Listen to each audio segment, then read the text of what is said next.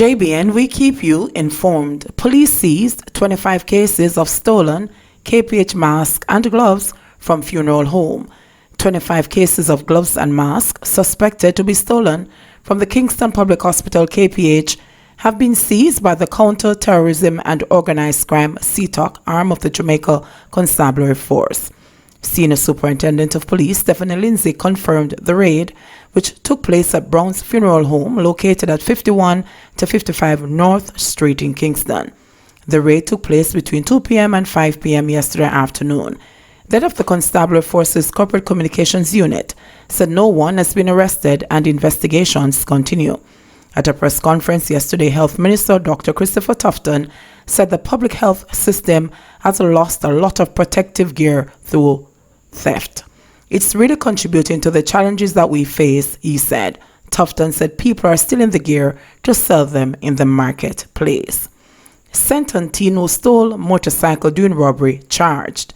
The Senton police nabbed a teenager suspected of being among a group of men who robbed a man of his motorcycle in Discovery Bay in the parish last month.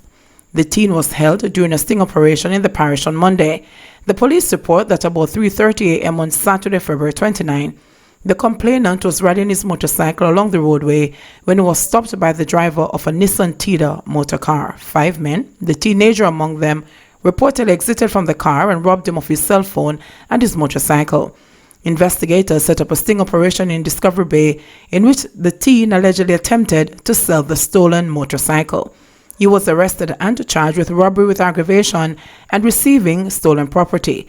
A court date is being finalized. 6 parishes, 300 people contact with coronavirus patients. The Ministry of Health is tracking between 200 and 300 persons who potentially came in contact with novel coronavirus patients across 6 parishes: Kingston, St. Andrew, St. Thomas, Clarendon, St. James, and St. Anne. This revelation was made yesterday after the government announced a lockdown of communities in 7 miles and 8 miles Bull Bay, bordering St. Andrew and St. Thomas. The effective quarantine of the mainly coastal neighborhoods activates legislation with sweeping and extraordinary powers to contain the spread of the novel coronavirus, where patient 0, a Jamaican from the United Kingdom, who tested positive for COVID-19, resided for a while. The area will be quarantined for 2 weeks. Currently, the government has announced a total of 8 persons who have been tested positive for the virus.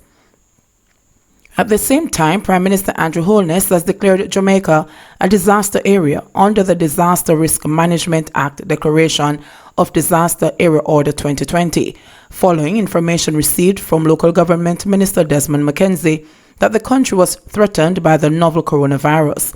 The announcement came yesterday at Jamaica House, where a press conference was called to update the nation on the measures being taken by the government to contain the spread of the contagious virus. The order now gives the government authority to take strong measures such as the Bull Bay quarantine.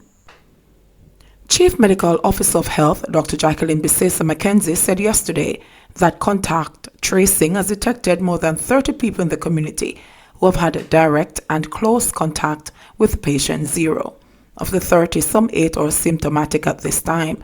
The health minister said that a medical team determined that based on information available on the fact that 8 persons were experiencing symptoms, there was community exposure, which required the raising of the risk level to a community transmission potential.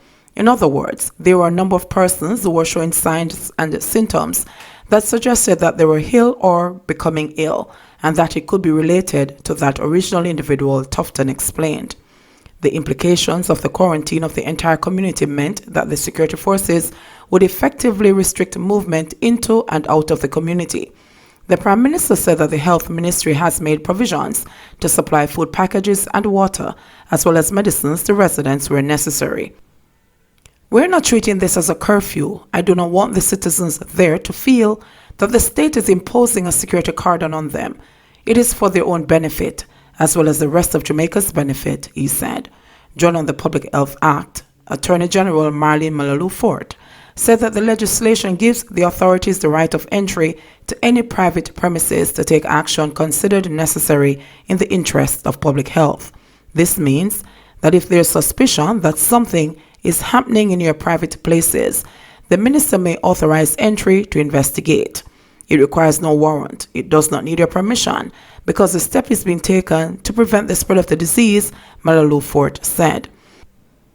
She disclosed that the health minister was also making additional regulations in relation to the treatment and prevention of this communicable disease, which might give effect to the isolation of patients and the disinfecting and destroying, if necessary, of buildings where infected persons reside. If it's a stall, if it's anything, if the powers and the assessment require destruction, the minister is authorized under law to do so, she said. Members of the Jamaica Defense Force, the JDF, and the Jamaica Constabulary Force, the JCF, have been deployed to the communities and will be managing intersections and access points. Chief of Staff of the JDF, Lieutenant General Rocky Mead, explained that while strict regulations would be in place where persons have legitimate reasons to be moving in and out, in such cases, appropriate records will be kept, guided by the Ministry of Health as to what profile of persons may be allowed to enter and exit. In an interview with Bisesa McKenzie following the press conference, the CMO disclosed that a number of persons from Clarendon were now in quarantine after coming into contact with a man from the same residence who himself was now under quarantine. We have several homes within that yard and we have made contact with all those persons. We have identified some symptomatic persons. We have taken those and put them in isolation and the rest of them are being home quarantined, she said. Man pleads guilty to murder of 2 children. Members of 2 St. James families who have been grieving for the past 5.5 years say they are now pleased that the man accused of murdering their children has pleaded guilty in court.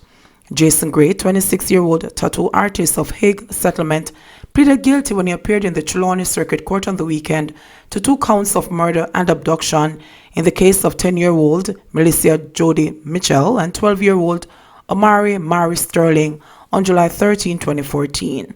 Grace to return to court on June 11 when he'll be sentenced. Reports are that both children who attended the Albion Primary School in Montego Bay had accompanied other family members to a section of Dump-Up Beach. The children were approached by Gray, who lured them away from the crowd by telling them that he was going to treat them to chicken at a nearby fast food outlet. He took Amari and Melissa in his motor car and they were not seen or heard from again until their bodies were discovered in the Martha Brae River in Trelawney 2 days later. Other children who were in the group at the time with both victims gave the police a description of their abductor and he was later arrested and charged. Following the court hearing, a visit was made to the community of Greens in Paradise Norwood and Sharnette McLeod, Amari's mother, and Melissa's parents, Devona Carr and Ronald Mitchell spoke. They expressed joy that Gray pleaded guilty, but they said that they will not be satisfied until he has been sentenced to life imprisonment. Right now, me don't think me can ever come back to normal unless the police them hand over the killer to me. Right now, me feel a little better saying plead guilty just when me was about to give up. But me think them for bring back hanging for them kind of mania and me think of him fussy hang, Carr said.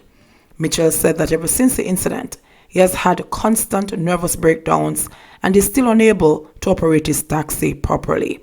Amari's mother said that she will not be able to sleep at nights until he's put away for life. After 5 years of discomfort and pain, we think the best the judge can do for we is send him away for life and ensure him don't come back a road for do this to any other children, McLeod said. Other community members say the children are dearly missed and they still hear their voices at night calling out in a playful manner as they normally did when they were alive. Jamaica imposes travel restriction for the UK. Jamaica has imposed a travel restriction on the United Kingdom, UK. Only citizens and certain exempted persons coming from the UK will be landed in Jamaica. Landed persons will be quarantined either in a facility or home quarantine, the Prime Minister Andrew Holness announced. This comes after 2 of the country's COVID-19 cases involved individuals who came into the island from the UK. Travel restrictions are currently in place for China, Italy, South Korea, Singapore, Iran, Spain, France, and Germany.